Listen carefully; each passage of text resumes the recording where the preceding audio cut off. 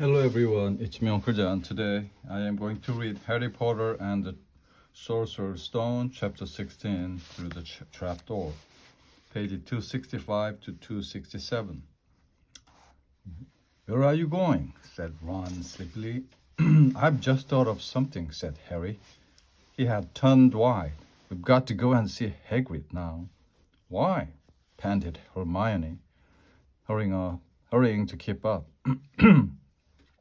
Don't you think it's a bit odd, said Harry, scrambling up the grassy slope, that what Hagrid wants more than anything else is a dragon, and a stranger turns up who just happens to have an egg in his pocket?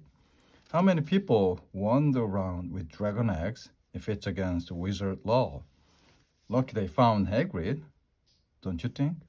Why didn't I see it before? What are you talking about? Said Ron. Harry, sprinting across the grounds toward the forest, didn't answer. Hagrid was sitting in an armchair outside his house. His trousers and sleeves were rolled up, and he was shelling peas into a large bowl. Hello, he said, smiling. Finish your exam? Got time for a drink? Yes, please, said Ron, but Harry cut him off. Now, we're in a hurry, Hagrid. I've got to ask you something. You know that night you won Norbert? What did the stranger you were playing cards with look like? Don't know, said Hagrid casually. He didn't take his cloak off, so the three of them looked stunned and raised his eyebrow. It's not that unusual. You got a lot of funny folk in the Hogshead. That's one of the pubs down in the village. Might have been a dragon dealer. Why not he? I never saw his face. He kept his hood up. Harry sank down next to the bowl of peas. What did you talk to him about, Hagrid? Did you mention Hogwarts at all? Might have come up, said Hagrid, frowning as he tried to remember. Yeah, he asked what I did, and I told him I was gamekeeper here. He asked a bit about the sort of creatures I look after. So I told him and said what I always really wanted was a dragon. And then I can't remember too well because he kept buying me drinks. Let's see, yeah, then he said he had the dragon egg and we could play cards for it if I wanted. But he had to be sure I could handle it. He didn't want it to go to any old home. So I told him after Fluffy, a dragon would be easy. And did he seem interested in Fluffy? Harry asked, trying to keep his voice calm. Well, how many three-headed dogs do you meet, even around Hogwarts? So I told him Fluffy is a piece of cake if you know how to calm him down.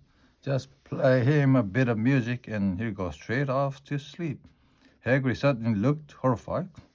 I shouldn't have told you that, he blurted out. Forget I said it. Hey, where you going? Harry, Ron, and Hermione didn't speak to each other at all until they came to halt in the entrance hall, which seemed very cold and gloomy after the grounds.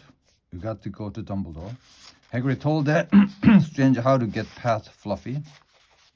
He was either Snape or the Voldemort under that cloak. It must have been easy once he got Hagrid drunk. I just hope Dumbledore believes us. The stranger might back us up. If Bane doesn't stop him, where is Dumbledore's office? They looked around as if hoping to see a sign pointing them in the right direction. They had never been told that Dumbledore lived, nor did they know anyone who had been sent to see him. We just have to, Eddie began, but a voice suddenly rang across the hall. What are you three doing inside? It was Professor McGonagall carrying a large pile of books. We want to see Professor Dumbledore, said Hermione, rather bravely. Harry and Ron thought. See Professor Dumbledore? Professor McGonagall repeated, as though this was a very fish thing to want to do. Why? Harry swallowed. Now what? It's sort of secret, he said, but he wished that once hidden, because Professor McGonagall's nostrils flared. Professor Dumbledore left 10 minutes ago, she said coldly. He received an urgent hour from the Ministry of Magic and flew off for London at once. He's gone? Said Harry frantically. Now? Professor Dumbledore is a very good wizard, Potter. his many demands on his time. But this is important. Something you have to say is more important than the Ministry of Magic, Potter. Look, said Harry, throwing caution to the winds. Professor, it's about the Sorcerer's Stone. Whatever Professor McGonagall had expected, it wasn't that. The book she was carrying tumbled out of her arms, but she didn't pick them up. How do you know? She spluttered. Professor, I think I know that someone's going to try and steal the stone. I've got to talk to Professor Dumbledore. She eyed him with a mixture of a shock and, oops, that's it for now.